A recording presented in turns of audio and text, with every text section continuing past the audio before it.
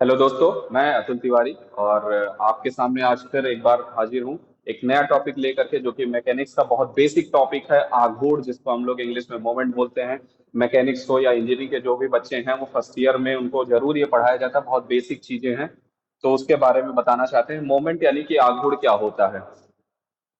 एक सिंपल सा एग्जांपल लेते हैं कि अगर हमारे पास कोई ऑब्जेक्ट है, ये डस्टर हमारे पास है। अगर इसके जितने भी पार्टिकल्स हैं, जितने भी कण हैं, सारे के सारे कण बिल्कुल फ्री है मूव करने के लिए, तो उस पे अगर हम फोर्स लगाएंगे तो फोर्स लगाने की वजह से इसमें एक सरल रेखीय गति होगी, लीनियर मोशन होगा। बट अगर इसी बॉडी का कोई एक पॉइंट हम फिक्स कर दें और फिर से वही फोर्स लगाएं, तो वो फोर्स लगाने की वजह से इस बॉडी में उसी फिक्स पॉइंट के अबाउट मोमेंट आना शुरू हो जाएगा, मतलब घुमाऊ गति शुरू हो जाएगी। तो कहने का मतलब यह है कि जब सारे पॉइंट किसी बॉडी के सारे पार्टिकल्स फ्री होते हैं मूव करने के लिए, तो उसमें लीनियर मोशन देखने को मिलता है। बट अगर कोई एक पॉइंट फिक्स कर दिया जाता है, तो फोर्स की वजह से उस बॉडी में फिर रेखीय गति नहीं रह जाती है, वहां पर घुमाऊ गति आने लगती है। तो किसी भी बल की वजह से अगर किसी बॉडी में घूमने की प्रवृत्ति, किसी एक बिंदु के प्रति घूमने की प्रवृत्ति उत्पन्न हो जा रही है, तो उस बल के द्वारा उस ये कहा जाता है कि उसमें आघूर्ण उत्पन्न हो रहा है। तो moment is the tendency to rotate any body about any fix point. तो मोमेंट को ऐसे ही समझ सकते हैं कि किसी एक बिंदु के पड़ता कोई बॉडी अगर घूमने की प्रवृत्ति उत्पन्न हो रही है किसी बॉडी में किसी बल के कारण। ठीक है। तो मोमेंट को कैलकुलेट कैसे करते हैं, हम आपको बता दें कि कहीं भी अगर फोर्स लग रहा है और ये कोई फिक्स पॉइंट O है और ये फोर्स F लग रहा है, तो हमें करना क्या होता है कि F फोर्स का लाइन ऑफ एक्शन ड्रॉ कर लेते हैं, लाइन ऑफ एक्शन ड्रॉ कर लेते हैं, और जो पॉइंट फिक्स है, फिक्स्ड पॉइंट का, यहां पर एक बॉडी बना लेते हैं, फिक्स्ड पॉइंट का कि डिस्टेंस यहां से फिक्स पॉइंट से इस लाइन ऑफ एक्शन पे, फोर्स के लाइन ऑफ एक्शन पे एक परपेंडिकुलर ड्रॉ किया जाता है, और इस परपेंडिकुलर की डिस्टेंस हम नोट कर लेते हैं कि कितनी है, और इसी डिस्टेंस से मल्टीप्लाई कर देते हैं फोर्स में, तो किसी भी फोर्स का मोमेंट जो है कैलकुलेट हो जाता है। जैसे यहां पर हम कहें कि इस फोर्स का मोमेंट कितना होगा, तो जो मोमेंट होगा वो F इंटू डी के बराबर होगा। यानी इसका फॉर्मूला होता है moment is equal to force into perpendicular distance, बल गुणे लंबवत दूरी। कौन सी लंबवत दूरी? बल की क्रिया रेखा की फिक्स्ड पॉइंट से जो दूरी है, वही लंबवत दूरी यहाँ पर कैलकुलेट काउंट की जाती है। इसका जो मात्रक होता है एसआई में न्यूटन इंटू मीटर होता है, न्यूटन गुणे मीटर कहा जाता है, और आघूर्ण को हम लोग एम से डिनोट करते हैं। सिंपल है। अब बात करते हैं कि आघूर्ण का साइन कन्वेंशन, क्योंकि साइन कन्वेंशन जब भी हम मोमेंट की बात करेंगे तो साइन कन्वेंशन बहुत ही इंपॉर्टेंट टॉपिक है, क्योंकि इसी पे डिपेंडेंट होता है उसको कैलकुलेट करना। तो साइन कन्वेंशन में क्या होता है कि जब भी मोमेंट किसी बॉडी पे डेवलप होता है तो दो डायरेक्शन में डेवलप होता है। यानी कि ये कह सकते हैं कि कभी भी जब बॉडी पे फोर्स इस तरीके से लग जाए कि उसमें आघूर्ण उत्पन्न होने लग जा रहा है, तो आघूर्ण जो उत्पन्न होंगे वो दो तरीके से उत्पन्न होंगे, यानी दो दिशाओं में उत्पन्न होते हैं। एक घड़ी की सुई की घूमने की दिशा में, एक घड़ी के सुई की घूमने की विपरीत दिशा में, यानी दो दिशाओं में उत्पन्न होते हैं। जब मोमेंट घड़ी की सुई की दिशा में होता है तो उसको हम दक्षिणावर्त आघूर्ण कहते हैं, यानी कि क्लॉकवाइज मोमेंट कहते हैं, और जब उसके विपरीत होता है तो एंटी क्लॉकवाइज मोमेंट यानी कि वामावर्त आघूर्ण कहते हैं। सपोज जैसे एक ये बॉडी हमने बना दी, ठीक है, और इसका ये पॉइंट जो हमने फिक्स कर दिया, ये एंड फिक्स कर दिया, और इस पर ये यहां पर फोर्स लगा रहे हैं हम F, ठीक है, और इसकी डिस्टेंस मान लेते हैं D है। तो यहां पर जो टोटल मोमेंट होगा वो मोमेंट आएगा F इंटू डिस्टेंस, क्योंकि इस फिक्स पॉइंट के अबाउट ये रोटेट करेगा।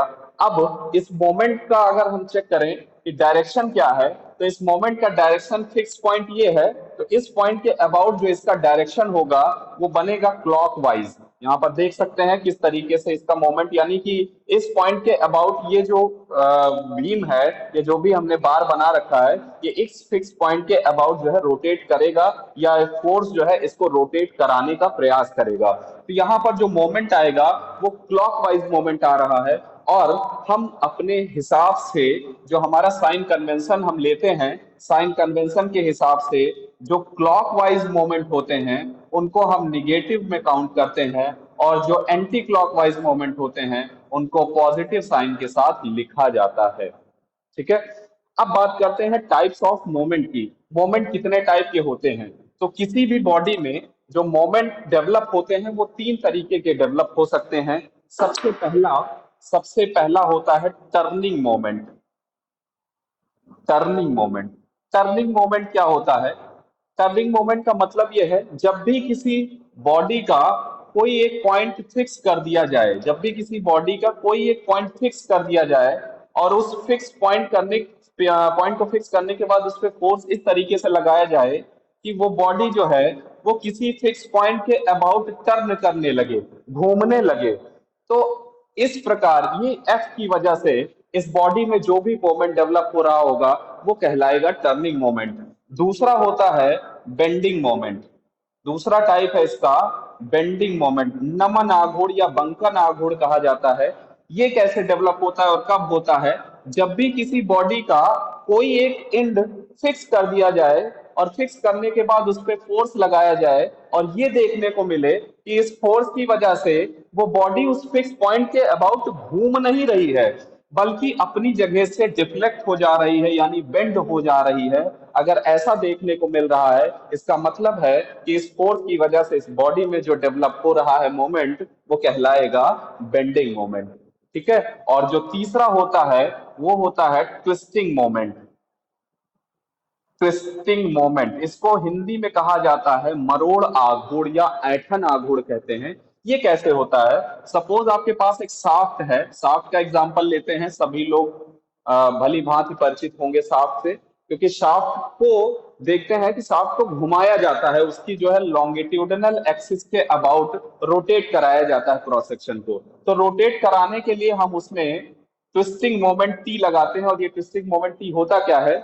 जब भी किसके सरकमफेरेंस पे टेंजेंशियल फोर्स अप्लाई कर दिए जाते हैं, शाफ्ट के सरकमफेरेंस पे परिधि पर टेंजेंशियल फोर्स अप्लाई कर दिए जाते हैं, तो इस कंडीशन में ये शाफ्ट ना तो किसी एक पॉइंट के अबाउट पूरी घूमती है और ना ही ये बेंड होती है, बल्कि अपनी लॉन्गिट्यूडनल एक्सिस के अबाउट ऐंठना शुरू हो जाती है।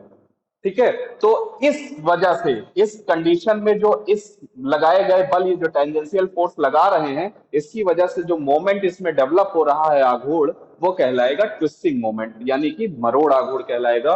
और ये जो मरोड़ आघूर्ण ट्विस्टिंग मोमेंट है इसको हम लोग टी से डिनोट करते हैं। और कैलकुलेट करने के लिए हमें करना हो क्या होता है, इसकी जो टोटल डिस्टेंस, सॉरी टोटल जो शाफ्ट का डायमीटर डी अगर है तो ये हो जाएगा F into D by two के बराबर, क्योंकि इस फोर्स की वजह से इस फिक्स पॉइंट के अबाउट या इस एक्सिस के अबाउट ये रोटेशन हो रहा है। तो परपेंडिकुलर डिस्टेंस यहां से ली जाएगी डी बाई टू के बराबर। अगर कोई दिक्कत हो इसमें तो आप दोबारा कमेंट करके पूछ सकते हैं। ठीक है। हालांकि कोशिश हमने की है कि बहुत अच्छे से समझाया जाए, फिर भी अगर लगता है कि कोई कमी है तो जरूर बताइएगा। अगर दोबारा से बताना हो तो बताया जा सकता है। ठीक है। तो जैसा भी हो कमेंट कीजिएगा अगर अच्छा लगा हो। Thank you so much.